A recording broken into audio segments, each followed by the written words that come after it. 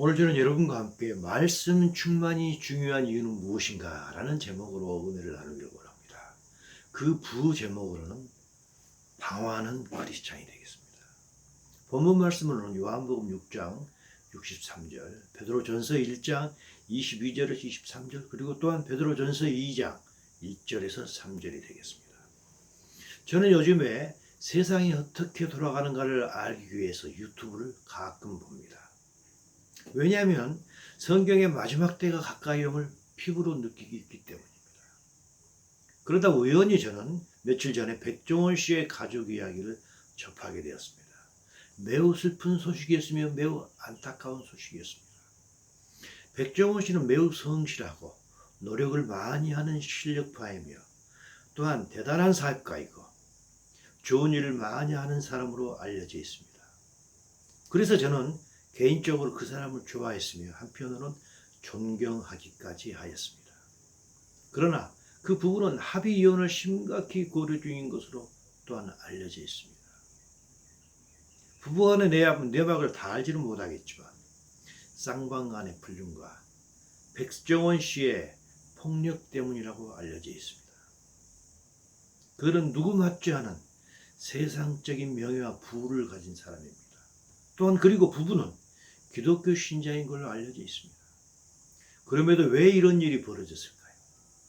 왜 진리를 안다고 하는 기독교인이 극단적인 방어를 할까요? 다 알 수는 없지만 그들에게는 채워지지 않는 그 무엇이 있었을 것입니다. 그 채워지지 않는 그 무엇을 불륜과 폭력으로 채워야 했던 것입니다. 또 다른 사람이 있습니다. 피겨 스케이트의 여왕이며 대한민국의 영원한 여동생인 김연아 선수가 있습니다. 이 김연아 선수 역시 결혼한 지 몇 개월밖에 되지 않았는데 이번에는 남편의 반복되는 불륜으로 합의 이혼을 매우 심각히 고려 중인 걸로 알려져 있습니다. 그 남편 고우림이라는 파퓰라 가수 역시 그 사람 역시 기독교인입니다. 또한 그 고우림의 아버지는 매우 성실한 목회자로 알려져 있는 것입니다. 수년 전에는 삼성가의 딸이 자살을 한 적이 있었습니다. 이 여자 역시 채워지지 않는 무엇인가가 있어서 자살을 했을 것입니다. 대한민국은 기독교인이 20%가 넘는다고 합니다. 20%가 되는 이 기독교인이 살아가고 있는 이 한국에서 왜 한국의 자살률이 세계에서 톱클래스를 차지하고 있을까요? 왜 이런 일이 벌어질까요? 왜 기독교인들이 극단적인 방어를 하며 살아가고 있을까요? 오늘 저는 이 문제에 대해서 나름대로 답을 제시하기를 원합니다. 인간이란 원래 인간의 생명이 아닌 하나님의 생명을 가진 고귀한 자로 만들어졌습니다. 첫째로 인간이란 하나님의 지정이, 즉 하나님의 혼을 가진 그런 인간으로 만들어졌던 것입니다. 창세기 1장 27절입니다. 하나님이 자기 형상 곧 하나님의 형상대로 사람을 창조하셨다고 합니다. 인간은 하나님의 형상, 하나님의 혼의 형상을 가진 자로 창조되었던 것입니다. 두 번째로 인간이란 이렇게 하나님의 혼뿐 아니라 하나님의 영을 가진 자로 태어났던 것입니다. 바로 똑같은 창세기 2장입니다. 2장 7절 여호와 하나님의 땅의 흙으로 사람을 지으시고 생기를 the breath of life입니다. 하나님의 생명의 호흡을 그 코에 불어넣으셨다는 것입니다. 이때 breath는 하나님의 영을 이야기하고 있는 것입니다. 그래서 사람이 living soul이 되었다고 합니다. 이렇게 인간이란 하나님의 영과 혼을 가진 자, 즉 하나님의 생명을 가진 고귀한 자였던 것입니다. 여기에 더하여서 인간이란 생육하고 번성해야 했기 때문에 하나님께서는 인간에게 또한 육체를 주셨던 것입니다. 그래서 하나님께서 땅의 흙으로 사람의 육체를 만들었던 것입니다. 이렇게 인간이란 영혼육으로 지어진 것입니다. 나무에 비유하자면 영은 뿌리이고 혼은 나무 기둥과 가지입니다. 그리고 육은 영과 혼의 상태에 따라 맺어지는 눈에 보이는 열매이며 잎사귀인 것입니다. 가장 깊은 곳에 있는 영이 혼을 지배하고 혼은 몸을 또한 지배하게 됩니다. 그래서 몸은 인간의 혼에 의해서 지배를 당하는 것입니다. 맨 처음에 지어졌던 인간은 하나님의 영으로 충만했기 때문에 거룩한 하나님의 혼으로 살았던 것입니다. 그래서 그들은 창세기 1장 26절에 보게 되면 이 땅에 있는 모든 것, 하늘에 있는 모든 것, 바다에 있는 모든 것을 다스릴 수 있는 권세를 가졌던 것입니다. 왜 그렇습니까? 하나님의 혼과 하나님의 영을 가진 고귀한 존재로서 하나님의 생명을 가진 자로서 하나님의 뜻대로 살았기 때문입니다. 그래서 그들은 하나님께서 지으신 모든 것을 다스릴 수 있는 권세를 가졌던 것입니다. 그러나 사탄이 가만히 있을 리가 없었습니다. 사탄은 아담이 하나님의 말씀을 따르지 않도록 유혹합니다. 결국 아담과 하와는 이 유혹을 이기지 못하고 죄를 짓게 됩니다. 그렇지만 아담과 하와만 죄를 짓게 되는 게 아닙니다. 죄의 뿌리가 계속해서 유전됨으로 말미암아 모든 인간이 죄를 짓게 됩니다. 그리고 죄악의 심각성이 더욱더 계속해서 깊어지게 됩니다.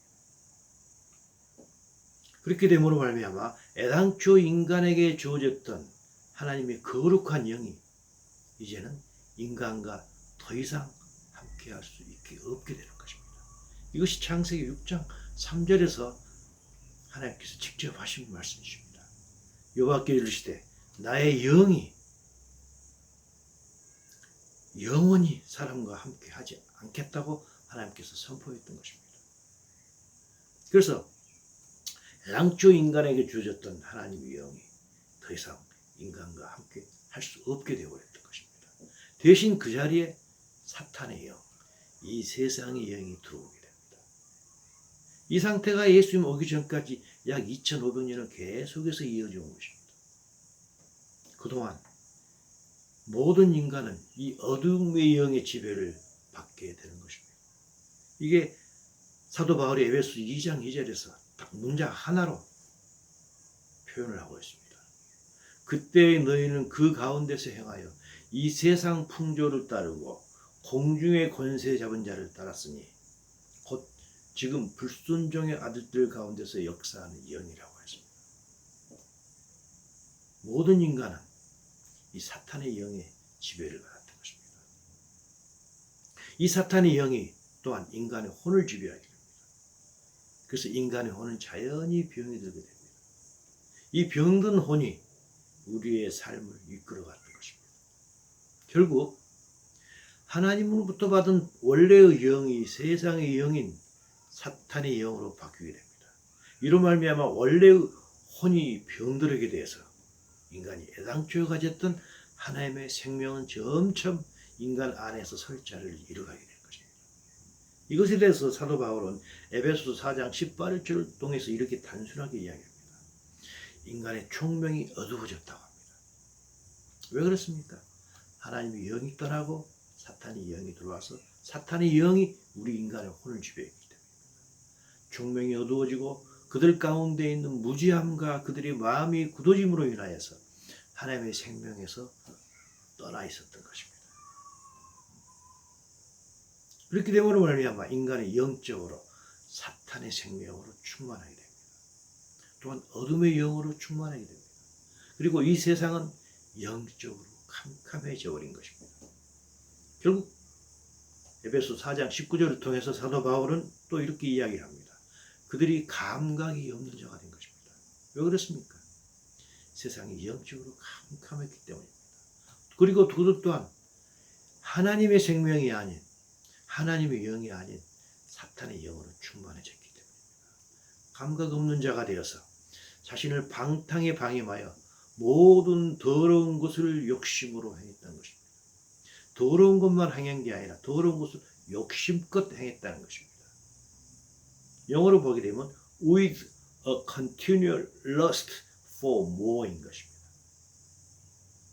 계속되는 어떤 욕심, 계속되는 욕정을 계속해서 더 많이 요구하며 살았던 것입니다.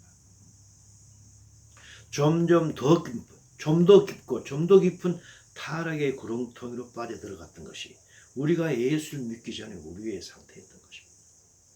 우리가 제 아무리 좋은 양복과 드레스를 입고 얼굴이 웃는 것 같고 서로 포옹하며 지낸다 할지라도 인간의 마음속은 항상 하나님을 대적하고 사탄을 따르는 온갖 더러움으로 가득했던 것입니다. 하지만 물론 그 속에선 하나님께서 우리에게 주신 양심이 사로잡고 있었죠.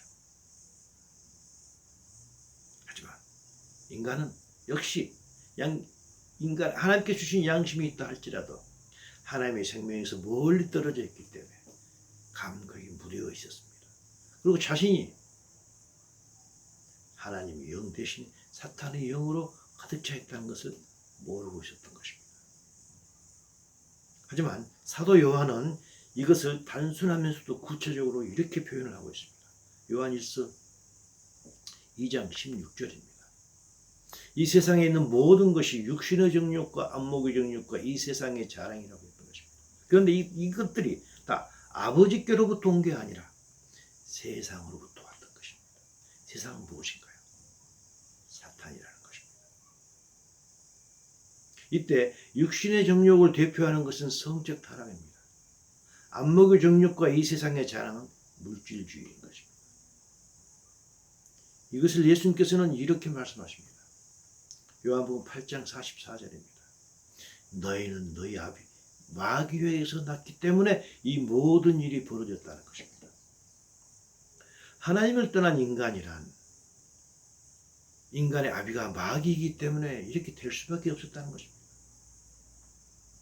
그래서 결혼 후에도 남편이나 아내 외에 이성 친구가 없으면 이상한 사람이 되어버리는 그런 시대가 지금 현 시대 아니겠습니까? 그것뿐이 아닙니다. 하나님께서 주신 이성 간의 자연스러운 사랑 대신에 하나님을 대적하는 사탄에 의해서 동성애가 이제는 합법화가 되어버렸습니다. 동성결혼이 자연스러운 세상이 되어버렸습니다. 우리가 동성결혼이 나쁘다, 동성애가 나쁘다는 이야기를 하게 되면 우리는 고소당하는 것입니다. 경찰에 불려가는 것입니다. 이런 시대가 되어버렸던 것입니다. 심지어는 제3의 성, the third gender가 있는 그런 시대가 되어버렸던 것입니다. 또한 물질을 얻기 위하여 사람을 죽이기까지 하고 인간의 장기를 팔아먹는 어떤 일이든지 하는 그런 물질주의가 만능의 시대가 되어버린 것입니다. 이제는 이것에 더해서 인간이 인간을 만드는 그런 AI 시대가 되어버렸습니다. 그리고 인간이 인간을 조종하는 트랜스 휴머니즘이라는 전혀 생각하지 못한 인간의 생명은 오직 하나님만이 지배하는 것인데 인간이 인간을 만드는 그런 시대가 되어버렸던 것입니다. 즉 하나님의 고유한 권한인 인간의 생명까지도 하나님을 넘보는 무서운 시대가 되어버린 것입니다. 이 모든 것은 모든 인간이 하나님의 생명을 잃어버렸기 때문인 것 아니겠습니까? 그러나 하나님 아버지께서 구세주 예수님을 이 땅에 보내셨습니다. 인간이 타락했기 때문에 하나님께서 예수님을 이 땅에 보내신 게 아니라 하나님께서는 인간이 타락할 것 이미 알고 계셨습니다. 그래서 예수님을 보내실 것을 이미 창조전에 계획하고 계셨던 것입니다. 이 예수님을 때가 되자 이 예수님을 이 땅에 보내셨던 것입니다. 이제 이 땅에 오신 예수님을 믿는 우리에게는 어떤 일이 벌어질까요? 하나님의 영이 다시 들어옵니다. 하나님 보시기에 죽었던 영이 이제 다시 살아난 것입니다. 이것을 우리는 영의 거듭남 또는 중생이라고 합니다. 에베소 2장 5절을 통해서 사도 바울은 이렇게 표현을 합니다. 허물로 죽었던 우리를 그리스도와 함께 살리셨고 너희는 은혜로 구원을 받은 것이라고 합니다. 허물로 죽은 것은 무엇인가요? 허물로 죽었다가 다시 살아난 것은 우리의 영을 이야기하는 것입니다. 우리가 예수님을 믿음으로 말미암아 우리의 영이 과거에는 죽었었는데 왜 그렇습니까? 하나님의 영이 우리를 떠났기 때문입니다. 그래서 우리의 영이 죽었었는데 이제는 그리스도와 함께 살아난 것입니다. 그래서 우리는 영의 구원이라고 합니다. 그래서 이건 은혜인 것입니다. 예수님을 믿음으로 말미암아 우리 죽었던 영이 살아난 것입니다. 사도 바울은 이것을 에베소서 4장 23절을 통해서 약간 다르게 표현을 하고 있습니다. 오직 너희 심령이 새롭게 되었다는 것입니다. Renewed in the spirit of your mind라고 했던 것입니다. 영이 새롭게 됐다는 것입니다. 똑같은 표현을 달리 이렇게 이야기하고 있는 것입니다. 사탄에게 점령당했던 우리의 영이 다시 애당초 하나님의 영으로 새롭게 renewed 됐다는 것입니다. 그러면서 에베소 4장 23절에서 우리의 영이 새롭게 됐다는 걸 말하시면서 24절에서 그렇기 때문에 너희는 어떻게 돼야 되는가 하고 이야기하고 있습니다. 이제는 하나님을 따라서 의와 진리의 거룩함으로 지으심을 받은 새 사람을 입으라 라고 이야기했습니다. 영이 새롭게 되었기 때문에 너희는 과거에 병들었던 혼으로부터서 하나님의 모양과 형상을 닮은 건강한 혼으로 다시 회복되라는 것입니다. 혼은 영의 지배를 받기 때문에 이제 너희의 영이 새롭기 때문에 이제는 혼 역시 새로운 곳으로 변화하는 것입니다. 우리가 알다시피 우리의 영이 새로워진 것은 하나님의 말씀이 믿어지고 예수님의 믿어지는 믿음, 즉 은혜로 주어진 믿음에 의한 것입니다. 수동태인 것입니다.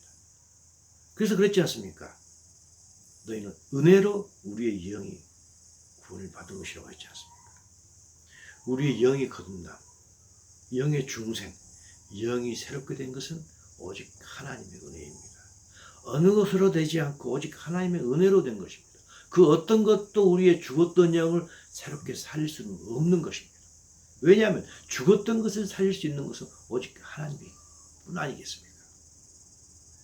그렇지만 우리의 병들었던 혼이 건강한 혼, 하나님으로부터 애당초 받았던 하나님의 모양과 형상으로 회복되는 것은 하나님의 도우심 플러스 우리의 의지와 노력이 필요한 것입니다. 그래서 그렇게 말씀하셨죠. 새 사람을 입으라 라고 명령을 했던 것입니다. 능동태인 것입니다. 이렇게 하나님의 모양과 형상을 따라서 회복되는 것, 즉 하나님을 따라서 의와 거룩을 입는 것을 우리는 성화라고 합니다. 믿음의 성장이라고 합니다. 그렇다면 우리에게 성숙된 믿음, 성장된 믿음, 참된 믿음, 영어로 말하면 believe in의 믿음입니다. 그냥 believe의 믿음이 아니라 believe in의 믿음이 있다면 우리에게는 구체적으로 어떤 일이 나타나야 할까요? 이건 매우 중요한 질문입니다. 첫째로 우리에게 참된 믿음이 있다면 우리의 영이 살아난 후에 하나님의 은혜로 우리의 영이 살아났다거나 우리의 영이 거듭난 후에 그냥 거듭남으로 멈추지 않고 영으로 충만해질 것입니다. 우리가 참된 믿음이 있다면 영이 살아나는 것에 그치지 않고 영의 구원, 하나님으로부터 받은 영의 은혜의 구원에 멈추지 않고 영으로 충만해질 것입니다. 교회에 출석하는 사람의 대부분은 영이 거듭난 사람들입니다. 그들은 영이 거듭났기 때문에 하나님 나라를 보고 있습니다. 그러나 이것으로 충분하지 않다는 것입니다. 충분하지 않다는 것입니다. 우리가 영이 거듭나서 우리의 띄어진 영 안으로 하나님 나라를 본다 할지라도 어떤 사람은 그 하나님의 나라, 보이는 하나님 나라를 확신하는 사람이 있습니다. 확실히 보는 사람이 있습니다. 또 어떤 사람들은 그 하나님 나라를 보기는 보지만 그 하나님 나라에 대한 확신이 없는 사람도 있는 것입니다. 확신이 있는 사람은 성령이 충만한 사람입니다. 확신이 없는 사람은 단지 영이 거듭남에 그쳐버린 사람인 것입니다. 영이 거듭나는 것은 매우 소중한 일입니다. 하지만 이 거듭난 영이 하나님 영으로 충만해야 한다는 것입니다. 영의 거듭남은 하나님께서 우리의 영의 충만함을 위하여서 하나님께서 은혜로 먼저 주셨던 것입니다. 그래서 사도 바울은 뭐라고 그럽니까? 에베소 5장 18절에 이렇게 말씀하고 있죠. 술 취하지 말라 이는 방탕한 것이니 오직 성령으로 충만하라고 했던 것입니다.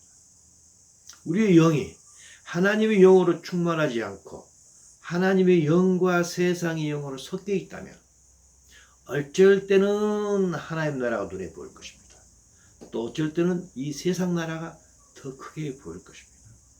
그래서 하나님 나라가 우리 눈에 보일 때는 하나님 나라를 소망하기도 하지만 거의 대부분의 시간은 이 세상 나라에 대한 생각에 사로잡혀서 사는 것입니다. 이것이 세상의 술에 취한 것입니다. 그래서 사도 바울은 술 취하지 말라고 했던 것입니다. 영이 살아나는 것은 오직 하나님만이 할 수 있는 온전한 하나님의 은혜입니다. 하지만 성령이 충만한 것에는 우리의 책임도 있는 것입니다. 두 번째입니다. 우리에게 참된 믿음이 있다면 우리의 병들었던 혼은 하나님의 모양과 형상으로 점점 닮아가게 됩니다. 예수님께서 요한복음 3장 5절을 통해서 이렇게 말씀하셨습니다. 예수께서 대답하시되 진실로 진실로 내게 이르노니 사람이 물과 성령으로 나지 아니하면 하나님 나라에 들어갈 수 없다고 했습니다. 하나님 나라에 들어가기 위해서는 하나님 나라를 보기만 해서는 안 됩니다. 영적으로 깨어나서 하나님 나라를 보기만 해서는 안 된다는 것입니다. 하나님 나라의 가치관과 성품을 가질 때 하나님 나라에 들어갈 수 있는 것입니다. 이건 상식적이고 매우 보편적인 생각입니다. 우리가 하나님 나라의 가치관과 성품을 갖지 못한 상태에서 하나님 나라에 들어간다는 것은 말이 안 되는 이야기 아니겠습니까? 따라서 우리의 병들었던 혼이 건강해질 때 하나님 나라에 들어갈 수 있는 것입니다. 그렇다면 어떻게 할 때 우리의 혼이 예수님을 닮아가는 그런 성화가 이루어질까요? 이것은 매우 중요한 질문입니다. 우리의 영은 하나님의 은혜로 살아났는데 우리의 병든 혼은 어떻게 했을 때 건강한 혼으로 회복될 수 있을까요? 이는 매우 중요한 질문이며 귀한 질문입니다. 우리가 그리스도인이라면 누구든지 당연히 가져야 될 퀘스천 마크라고 저는 생각합니다. 만약 우리가 이런 질문을 자기 자신에게 단 한 번도 하지 않았다면 그는 영적으로 깊은 잠에 빠진 자일 것입니다. 그럼 빨리 깨어나야 할 것입니다. 그러면 우리는 어떻게 할 때 우리의 혼이 성화가 될까요? 하나님을 닮아갈까요? 우리가 알다시피 우리의 혼은 영의 지배를 받습니다. 따라서 우리의 혼의 성화를 위해서는 우리의 살아난 영이 하나님의 영으로 충만해져야 되는 것입니다. 사도 바울이 에베소 말했던 말씀 그대로 우리의 영이 하나님의 영으로 성령으로 충만해져야 되는 것입니다. 이 영이 이제 막 살아나는 것으로만은 충분하지 않다는 것입니다. 그래서 사도 바울이 5장 18절에서 아까 말씀했던 그 말씀하지 않았습니까? 오직 성령으로 충만함을 받으라 했던 것입니다. 술 취하지 말라는 것입니다. 이 세상의 영으로 취하지 말라는 것입니다. 오직 성령으로 충만해져야 된다는 것입니다. 영은 인간의 가장 깊은 곳을 차지하는 뿌리입니다.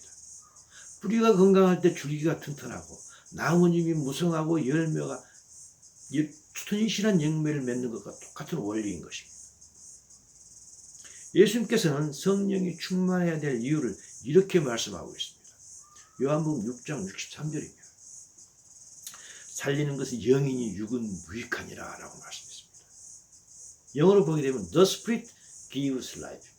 The Spirit은 하나님의 영을 이야기합니다. The Spirit gives life. 하나님의 영이 생명을 준다는 것입니다. 하나님의 영이 The Joy Life입니다. 하나님의 생명을 우리에게 준다는 것입니다. 하나님의 생명을 주는 것은 하나님의 영이기 때문에 우리는 성령으로 충만해져야 된다는 것입니다. 이렇게 될 때 하나님의 생명이 충만해질 때 우리는 The Spirit gives life이기 때문에 우리는 하나님의 생명으로 또한 충만해질 것입니다. 하나님의 영으로 충만해질 때 우리는 하나님의 생명으로 충만해질 것입니다. 그렇다면 성령으로 충만하기 위해서는 어떻게 해야 될까요? 성령으로 충만해지기 위해서는 어떻게 해야 될까요? 성령이 충만하면 우리의 혼이 성화를 이루게 되는데 우리에게 어떻게 성령으로 충만해져야 될까요? 이것에 대해서 이미 요한복음 6장 63절을 통해서 예수님께서 우리에게 말씀하셨습니다. 뭐라고 하셨나요? 내가 너희에게 이룬 말이 영이요 생명이라는 것입니다. 예수님의 말씀이 성령이고 하나님의 생명이라는 것입니다.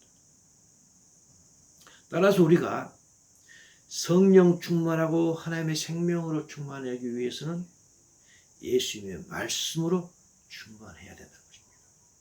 즉 예수님의 말씀을 잘 듣는 것입니다. 혼의 성화를 위해서는 말씀을 읽음으로 성령이 충만해진다는 것입니다. 그럴 때 우리의 성령이 충만해진 것은 하나님의 말씀을 읽을 때며 이렇게 성령이 충만해짐으로 말미암아 우리의 혼이 성화를 이룬다는 것입니다. 그러나 제 아무리 우리의 인간의 뿌리인 영이 건강하다 할지라도 성령이 충만하다 할지라도 열매를 맺기 위해서는 성령만이 필요한 것이 아닙니다. 거기에는 햇볕도 필요하고 물도 필요합니다.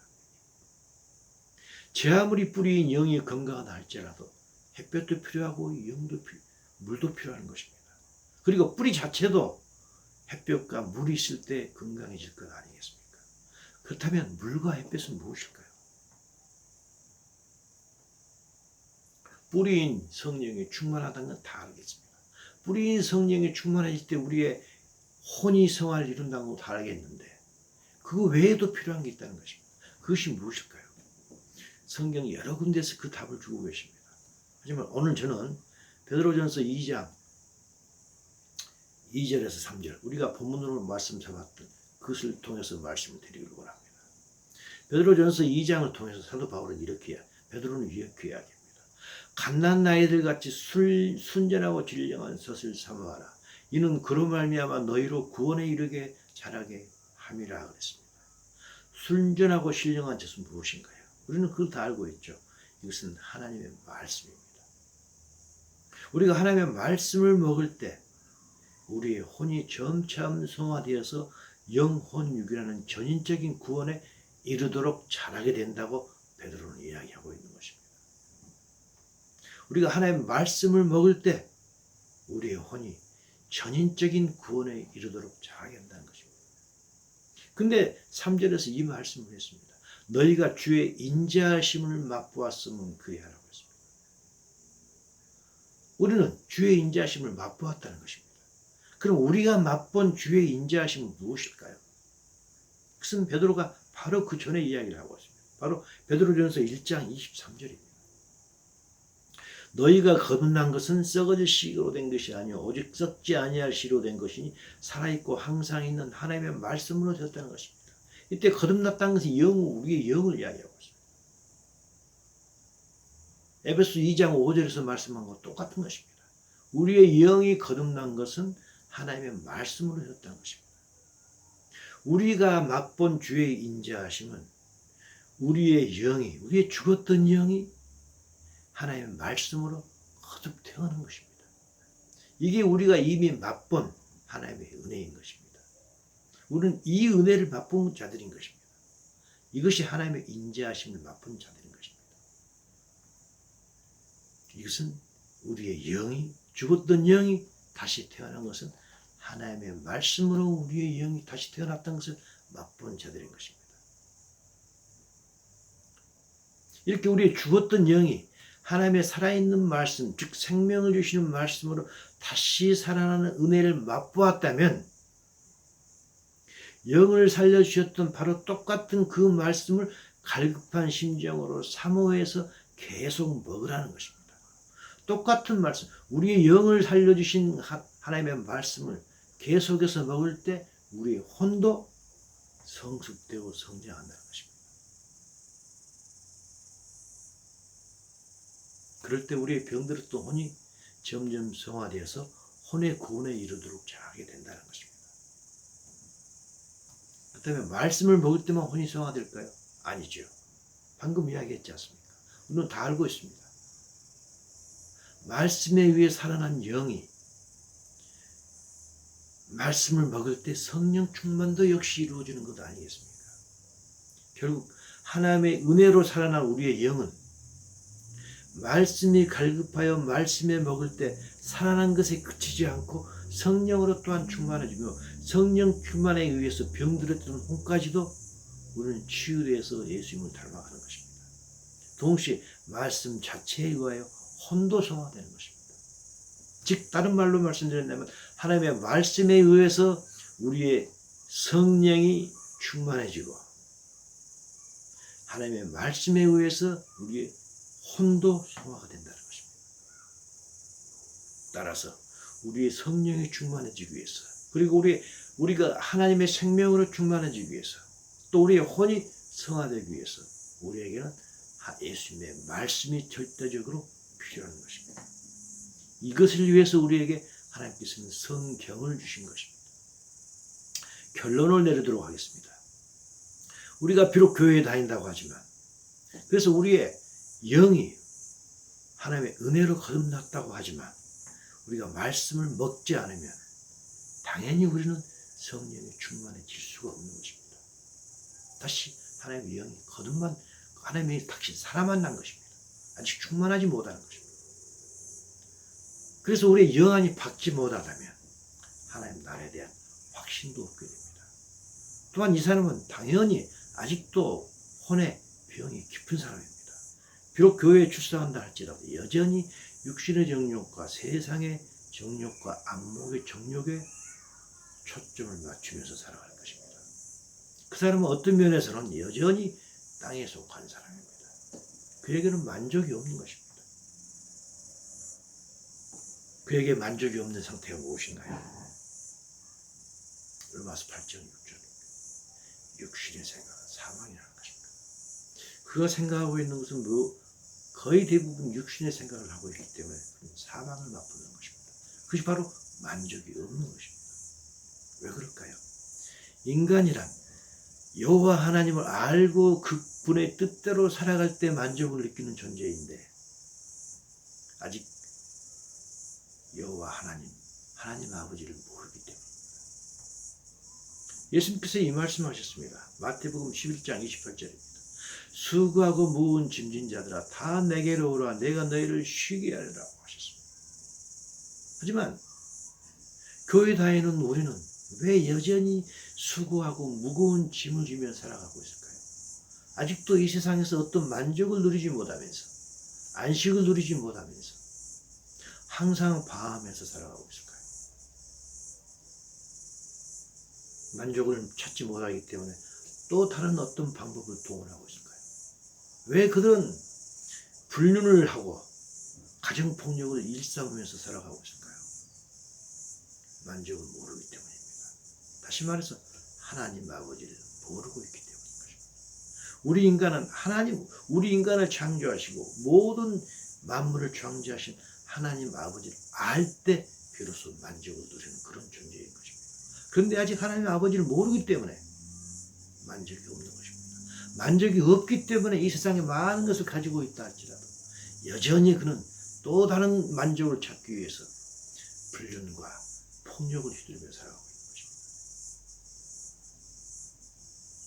예, 우리는 예수님께 나와왔습니다. 교회에 다니고 있습니다. 하지만 왜 만족을 모르며 방황하며 살아가는 것일까요? 예수님께서는 마태복음 28절에서 이렇게 말씀하시고 난 뒤에 바로 연이어서 29절에 이렇게 말씀하십니다. 나는 마음이 온유하고 겸손하니 나의 멍에를 보고 내게 배우라라고 했습니다. 그리하면 너희가 마음의 쉼을 얻으라고 했던 것입니다. 예수님께 나오기만 해서는 안 되는 것입니다. 배우라는 것입니다. 그럴 때 우리가 마음의 쉼을 얻는다는 것입니다. 무엇을 배우는 것일까요? 바로 동일한 마태복음 11장 바로 윗절에 27절에 그 말씀이 있습니다. 우리는 무엇을 배워야 될까요? 아버지 외에는 아들을 아는 자가 없고 아들과 또 아들의 소원대로 계시를 받는 자 외에는 아버지를 아는 자가 없다는 것입니다. 우리가 예수님께 나면 예수님께서 우리에게 그 아버지를 알려주신다는 것입니다. 예수님께서 그랬지 않습니까? 내가 곧 길이요 진리요 생명이니 나를 말미암지 않고는 하나님 아버지께 나올 자가 없다고 했지 않습니까? 우리가 예수님께 와서 배워야 할 것은 우리를 모든 걸 창조하신 하나님 아버지를 배워야 되는 것입니다. 하나님 아버지를 알 때 우리에게 참 만족이 있기 때문인 것입니다. 어떻게 우리가 예수님께 나와서 배울 수 있나요? 다른 방법이 없습니다. 바로 로고스의 말씀인 성경을 보고 읽고 묵상하고 기도를 할 때뿐입니다. 우리가 하나님 말씀을 보고 기도함으로 하나님 아버지를 알고 성령에 충만해지고 우리의 혼이 예수님을 닮아갈 때 우리는 이 땅에서도 만족을 누리며 살아갈 수가 있습니다. 또한 이 땅에서 만족을 누릴 뿐 아니라 예수님께서 공중강림하실 때 우리는 우리의 몸이 부활되어서 하나님 나라에서 영원한 안식을 취하게 될 것입니다. 우리는 하나님께서 우리에게 주신 이 성경을 보물로 여겨야 됩니다. 이 세상에서 가장 소중한 보물로 여겨야 될 것이라고 생각합니다. 우리에게 이 성경이 매우 가까이 있기 때문에 우리는 그것을 등한시할 수가 있습니다. 하지만 우리는 지혜로운 처녀가 되어야 됩니다. 지혜로운 처녀가 되어서 우리 가까이에 있는 이 성경 말씀은 우리의 인생의 등불로 삼고 이 인생의 등불이신 하나님의 말씀이신 성경의 인도를 받아서 살아가는 우리가 되어야 될 것입니다. 왜 우리 기독교인이 이렇게 방황하며 살아갑니까? 예수님의 말씀인 성경을 등한시하고 있기 때문입니다. 성경 속에 하나님의 모든 진리의 말씀이 들어있습니다. 성경 속에서 하나님께서 우리에게 인생을 향하신 모든 계획과 모든 플랜이 다 있는 것입니다. 우리가 그것을 알고 그것을 쫓아갈 때 우리는 만족을 느끼고 안식하며 이 세상을 살아갈 수 있다고 생각합니다. 이 말씀을 듣는 모든 우리 사랑하는 자매 형제들 모두가 다 우리에게 주신 이 성경 말씀을 열심히 읽고 묵상하며 기도함으로 말미암아